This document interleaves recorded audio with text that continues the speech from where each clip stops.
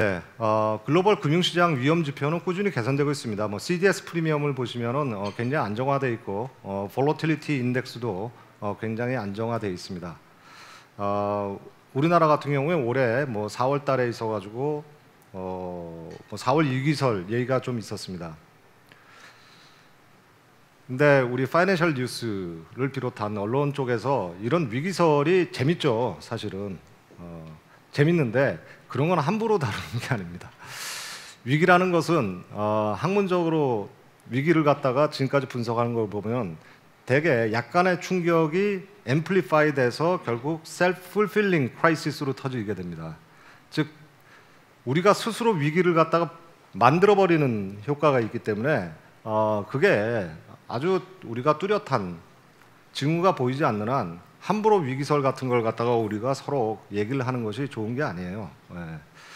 저는 그래서 저번 달 3월 달에 뭐 4월 달에 위기가 터지는 거 아니냐, 뭐 기자분들이 몇 분 전화를 하셨었는데 제발 그런 거 기사화 좀 하지 말라고 제가 좀 부탁을 드린 적도 있는데 CDS 프리미엄을 보게 되면 약간 그 3월 말이랑 4월 초에 좀 올라갔다가 지금은 완전히 다 안정화되어 있습니다. 자, 주식시장은 뭐 아시다시피 계속해서 이제 견조한 흐름세를 갖다가 상승세를 갖다가 보여주고 있습니다. 주요국의 주가는 물론 뭐 미국의 주가는 지금 좀 과열돼 있지 않느냐, 뭐 이런 얘기가 나오고 있고, 특히 이제 미국의 FOMC 위원 중에 몇 분이 이 부분을 갖다가 지적을 했습니다. 지적을 했는데 여기서 이제 중요한 것은 주가라는 것은 선행지수이기 때문에 결국 이제 경기가 따라와 주면은 이게 버블이 안 되는 것이죠. 근데 미국에 있어서의 그 기업들의 수익성이 굉장히 지금 빠르게 올라오고 있기 때문에 결국 이제 주가 오르는 만큼 기업의 수익성도 거기에 따라서 이제 받쳐준다 그래 버리면 버블이 안 될 것이고, 만약에 수익성이 정체돼 있다 그래 버리면 결국 이제 버블이 돼서 나중에 문제가 될 가능성이 있습니다만, 현재는 그런 징후는 보이지 않고 있다, 이렇게 보시면 되겠습니다. 다만 우리나라에 있어 가지고는 아직도 주가가 최근에 와서 뭐 2,200을 갖다가 위협할 정도로 어느 정도 회복세를 보였다가 요새 이제 다시 좀 조정을 받고 있는 국면인데, 여기서 그 오른쪽 그림을 보시게 돼 버리면 실제적으로 우리나라에 있어서의 P/E 레이셔는 계속해서 하락을 하고 있습니다. 즉 우리나라의 기업의 수익성은 올라가고 있는데도 불구하고 주가는 정체된 흐름을 보이다 보니까 P/E 레이셔가 계속해서 낮아지고 있는 이런 모습을 갖다 보여주고 있습니다. 결국 코리아 디스카운트가 있다는 얘기가 되는 것인데, 이 부분에 대해서는 우리가 결국 한 세 가지 정도로 나눠서 이제 우리가 분석을 할 수밖에 없습니다. 이게 이제 투자자의 문제인지, 아니면 기업의 문제인지, 아니면 중개기관, 증권회사의 문제인지, 뭐 여러 가지로 우리가 볼 수 있습니다만, 가장 큰 요인은 아무래도 기업, 즉 기업 지배구조에 우리나라에 있어서의 좀 불신이 있는 데다가, 또 하나는 이제 투자자 쪽에서 보게 돼 버리면 우리가 너무 오랫동안 이 박스권에서 움직이는 주가를 보다 보니까 이것도 역시 셀프 풀필링한 박스가 이제 형성이 돼 버리는 것이죠. 그래서 ETF가 특히 이제 활성화돼 버리면서 1900대 오게 돼 버리면 매수하고, 뭐 2100대를 넘어가면 이제 매도를 하고, 그 다음에 뭐 그 펀드 같은 경우도 2100을 넘어가면 이제 환매 물량이 쏟아지는데, 결국 그걸 갖다 우리가 이겨내서 뚫고 올라갈 수 있느냐가 이제 관건이 되겠습니다. 예, 외환 시장은 달러 인덱스 기준으로서 어제 100이 깨졌습니다. 그래서 102에서 100 사이에서 굉장히 좁은 박스권에서 움직이고 있었는데, 어제 이제 100이 깨졌습니다만, 만약에 이게 96을 갖다가 깨고 내려간다 그러면 달러가 이제 약세화로 가겠습니다만, 저는 그렇게 보지는 않고 있습니다. 그래서 달러가 아직은 요 박스권 내에서 움직이지 않을까, 개인적으로는 그런 식으로 보고 있습니다. 그래서 그 여름 이후에 미국에 있어서의 금리 인상 얘기가 또 나오기 시작한다 그래 버리면, 그때는 다시 달러가 조금 더 강세로 갈 가능성이 있다, 이런 식으로 보고 있습니다. 유로화는 하락세가 이제는 어느 정도 멈춘 상태고요. 엔화는 등락을 거듭하고 있는데, 최근에 와서 엔화는 다시 또 강세로 또 돌아섰습니다. 근데 이게 엔화 자체가 강세로 간 게 아니라 달러가 어느 정도 조금 더 조금 최근에 와서 약세를 보이다 보니까 그러다 보니까 이제 동반해서 엔화가 상대적으로 이제 좀 강세를 좀 보이고 있는 상황인데 우리나라의 원하는 달러 대비로 하면은 1,100원 사이에서 1,200원 사이 이 박스권에서 벗어나기가 쉽지 않을 겁니다. 왜냐하면 하반기에 우리가 환율 조작권 문제가 또 있기 때문에 정부가 여기에 대해서 과감하게 과거처럼 스무딩 오퍼레이션을 갖다가 하기가 좀 쉽지 않은 상황이고 이렇기 때문에 1,100원에서 1,200원 사이에서 움직이지 않을까 이런 식으로 보고 있습니다. 예, 글로벌 상품 가격은 이제 사실 원유 가격이 60불만 돌파해 버리면 우리나라의 상당 부분 물론 이제 원유가 올라가서 좋은 면이 있고 나쁜 면이 있습니다만 지금 가장 문제가 되고 있는 대우조선 문제는 상당 부분 해결이 될 것입니다. 근데 안타깝게도 지금 원유 가격이 55불이 어느 정도 캡이 딱 씌워져 있는 것 같아요. 그 상한선이. 그 이유는 과거에 보게 돼 버리면 한 60불 정도를 갖다가 우리가 보통 상한선으로 좀 보는 이유가 있었습니다. 왜냐하면 60불 이상으로 뛰어들게 되면 미국에서 이제 결국 그 추출량이 이제 늘어나는 이런 문제가 있었는데 최근에 와서는 그 상한선이 좀 낮아져서 55불 정도로 보고 있습니다. 그래서 오펙이 이제 감산을 했습니다만 지금 현재 55불을 갖다 뚫기가 쉽지가 않은 것이 이제 바로 이제 그런 이유가 있는 것이죠. 그래서 당분간은 그 원유 가격은 45불에서 55불 사이에서 움직이지 않을까 이런 식으로 보고 있습니다. 그런데 그 외에 예를 들어서 미국에서 굉장히 중요한 우리의 쌀에 해당하는 옥수수 가격 같은 거 보면 꾸준히 계속해서 상승을 하고 있습니다. 그다음에 구리 가격 같은 경우도 상승을 하고 있고 이런 걸 보게 돼 버리면 결국은 코모디티 쪽에서 원유나 이런 에너지 가격을 갖다가 제외하고서는 계속해서 상승할 가능성이 있고 이거로 인해서 결국 우리가 우려했었던 디플레이션 우려는 상당히 완화되지 않을까 이런 식으로 보고 있습니다. 글로벌 시장에 있어서 주식형 채권형 펀드를 보면 모두 다 순유입을 갖다가 보여주고 있습니다. 그래서 주식형 쪽에 뭐 유입되는 것은 여러분들이 이해를 뭐 하실 수가 있는데 채권형에도 미국 쪽에 상당 부분 많은 유입이 되고 있습니다.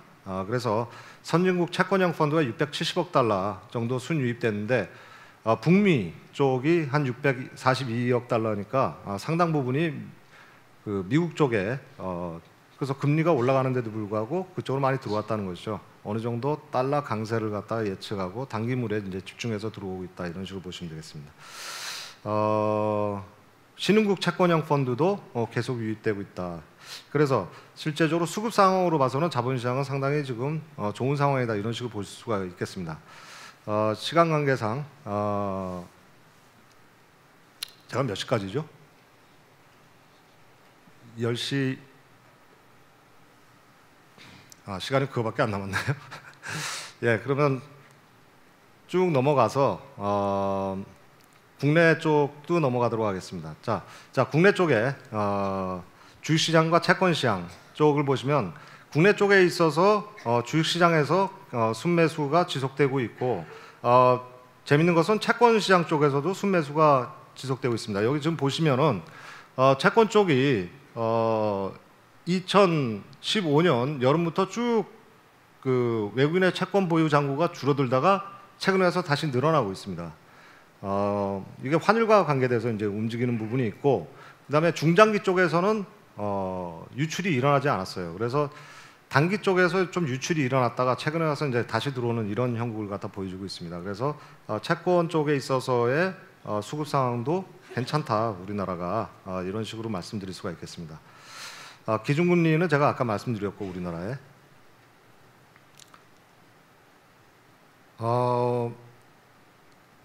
자 대통령 선거 이후에 주식시장이 어떻게 움직였느냐 이렇게 봤더니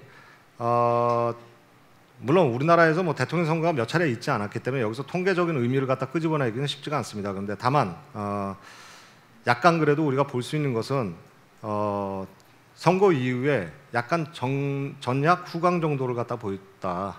그래서 올해 이제 5월달에 이제 대선이 있으니까 6개월 정도는 그렇게 아주 강한 흐름을 보이지 않겠습니다만 그 이후에는 만약 과거를 따른다 그러면 좀 강한 흐름을 보이지 않을까. 그러니까 올해 하반기부터 내년 상반기쯤에 이제 좋아지지 않겠느냐 이런 식으로 예측을 할 수 있습니다만 말씀드린 바와 같이 6번밖에 없기 때문에 여기서 우리가 뭐 어떤 통계적인 유일성을 갖다 가져가기 힘들기 때문에 쉽지는 않습니다. 자, 아까 말씀드린 바와 같이 대개 우리가 양극화 문제 해버리면 가계 양극화에 대해서 많은 얘기를 합니다. 그런데 산업에 있어서의 양극화 문제는 굉장히 지금 심각한 문제고 산업의 양극화 문제가 결국 가계 양극화 문제를 갖다가 또 가져가는 한 가지 요인입니다. 우리나라 가계 양극화는 대부분이 자산 쪽에 있어서의 양극화, 즉 부동산 자기네들이 국민들이 보유하고 있는 주택 가격에 있어서의 양극화 문제로 인해서 자산 가격의 양극화가 결국 가계 양극화로 이어지는 가장 큰 채널이고 두 번째가 이제 소득의 양극화 문제인데 소득의 양극화 문제는 결국 산업의 양극화와 관련이 되어 있습니다. 여기서 보시면은 2016년 코스피 상장 기업의 순이익이 101조로 사상 최대를 기록했습니다. 물론 이것은 약간은 불황형 흑자다 이런 식으로 볼 수가 있죠. 뭐 매출액이 늘어난 것보다는 실제적으로 구조조정을 통해서 비용을 갖다 줄여가지고 순이익을 갖다 늘려놨습니다만 문제는 코스닥의 상장 기업의 순이익은 오히려 하락을 했습니다. 즉 대기업에 있어서의 순이익은 늘어났고 중소기업의 순이익은 하락을 하는 이런 식으로 양극화가 진행되고 있는 것이죠. 이런 것은 뒤에서 보시면은 적자 기업들 갖다 보시면 아시는데 3년 연속 적자 기업 비중이 계속해서 늘어나고 있습니다. 이것은 코스피나 코스닥이나 마찬가지인데 코스피는 오히려 최근에 와서는 조금 감소하는 데 비해서 코스닥 쪽은 계속 늘어나고 있죠. 즉 산업 쪽에 있어서의 양극화 문제가 계속해서 진행되고 있다는 것을 볼 수가 있습니다. 이 문제를 어떤 식으로 풀어나가느냐는 것이 제가 볼 때 우리나라 거시경제에 있어서 가장 중요한 이슈가 아닌가 이런 식으로 보고 있습니다. 왜 그러냐면 대기업 임금과 중소기업 임금이 더 격차가 벌어진다는 얘기가 되는 것이거든요. 그러다 보니까 이제 소득 양극화가 되고 이게 이제 가계에 있어서 양극화 문제로 이제 전이되는 이런 문제가 있습니다. 자, 시간 관계상 한 두 가지 정도만 말씀드리고 끝내도록 하겠습니다. 제가 가장 차기 정권에서 자본시장에서 핵심적으로 우리가 고민해야 될 것은 바로 이 부분이라고 보고 있습니다. 자, 우리나라 사람에 있어가지고 태어나서 결국은 이 세상을 떠나듯이 사람의 라이프 사이클과 마찬가지로 기업들이나 산업들에 있어서의 라이프 사이클도 있습니다. 그런데 우리나라의 대부분의 과거 성장을 갖다 견인해왔던 중후장대 산업이라고 부르는 이제 중화학공업은 정점기에 있든지 이제 정점기를 지나서 퇴색기에 이제 들어섰습니다. 그러면은 우리가 경제학에서 오버래핑 제너레이션 모델이라는 게 있어요. 그래서 항상 제대로 된 이카노미는 이런 식으로 서로 겹치면서 또 새로운 사람들이 태어나고 이런 식으로 해서 우리가 모델링을 하듯이 산업도 이제 그런 식으로 겹치는 부분으로 해서 이런 식으로 넘어가야 됩니다. 그런데 결국은 새로 태어나는 기업을 갖다가 잘 어떤 산업을 갖다가 우리가 육성할 것이냐 하는 것은 은행이 할 몫이 아니라 실제 자본시장이 해줘야 될 몫이고, 자 이제 죽어가는 기업이나 죽어가는 산업도 웰다잉 잘 죽게 하는 것도 굉장히 중요한 역할입니다. 그래서 그 충격을 갖다 최소화시켜주는 역할을 해주는 것이죠. 그래서 고용의 트랜지션이나 이런 것을 갖다 해줘야 되는데 이것도 역시 자본시장이 해줘야 될 역할입니다. 그래서 앞에 쪽은 결국 벤처 쪽과 관련돼 있고 뒤에 쪽은 프라이빗 에퀴티랑 관련돼 있습니다. 그래서 벤처 캐피탈과 프라이빗 에퀴티가 굉장히 중요한 역할을 앞으로 해야 될 것이다라는 것인데 아직 우리나라는 양적인 면에서는 벤처 캐피탈도 굉장히 좋아 보여요. 근데 여기 지금 보시면은 미국 같은 경우에 엔젤 투자 쪽 정말 리스크 캐피탈이라고 보는 것은 계속해서 늘어나고 있고 그 다음에 투자 기업 수도 늘어나고 있습니다. 근데 우리나라는 실제적으로 엔젤 투자 규모나 투자 기업 수가 굉장히 적어요. 최근에 와서 좀 정부가 계속해서 정책을 가져가가지고 약간 늘어난 부분이 있습니다만 전체 벤처 캐피탈 중에서 엔젤 투자 규모는 7%인데 미국 같은 경우 30%거든요. 바로 이제 이 부분을 끌어올려야지 우리가 성장 동력을 확보할 수 있다는 얘기가 되는 것이고, 그 다음에 PE 쪽도 최근에 와서 이제 대우조선 문제를 하면서 왜 그걸 정부가 하냐 그럽니다만 정부가 안 할래 안 할 수가 없죠. 왜냐하면 저렇게 덩치 큰 거를 갖다 인수할 만한 우리가 프라이빗 에퀴티가 없습니다. 그래서 결국 자본시장이 해줘야 되는데 그때까지는 어쩔 수 없이 정부가 손을 댈 수밖에 없었던 것이고 결국 우리가 빨리 프라이빗 에퀴티 쪽 산업을 갖다가 육성해야 될 이유가 여기에 있는 것이죠. 그래서 다음 정부에 있어서 가장 중요한 제가 볼 때 자본시장의 정책 과제 중에 하나가 바로 이 엔젤 투자 시장을 갖다가 키우고 그다음에 프라이빗 에퀴티 시장을 갖다가 키우고 그 전문성을 갖다 확보해야 되는 것이 가장 중요한 게 아닌가 이렇게 보고 있습니다. 이 부분을 봐도 되죠. 보셔도 이제 뚜렷한 게 여기 지금 보시면 IPO 시장은 글로벌 시장은 보면 그렇게 성장하고 있는 것을 갖다 보여주고 있지 않습니다. 여기 지금 IPO 쪽을 보시게 돼버리면 상장이 그렇게 활성화되어 있지 않아요. 우리나라 상장이 굉장히 늘어납니다. 이거 보시면 와 이거 참 우리나라 자본시장이 굉장히 잘하고 있다 이렇게 보시겠습니다만 이게 사실 슬픈 게 뭐냐면은 해외에서는 굳이 상장을 할 필요가 없습니다. 이제 벤처 기업들이 성장을 해서 어느 정도 성공을 하게 돼 버리면 M&A를 통해 가지고 가져가는 것이죠. 그래서 대기업들이 혁신적인 그 벤처 기업들을 갖다가 인수를 하는 데 비해서 우리나라는 그렇게 안 돼 있기 때문에 할 수 없이 상장이 유일한 회수 방법입니다. 그러다 보니까 우리나라에서는 IPO를 통해서 이제 벤처 기업이 어느 정도 성공을 하게 되면 저쪽에서 이제 자금을 회수하는 식으로 어떻게 보면 굉장히 좀 미국이나 다른 자본시장이 발전한 국가들과는 다르게 지금 진행되고 있는 것이죠.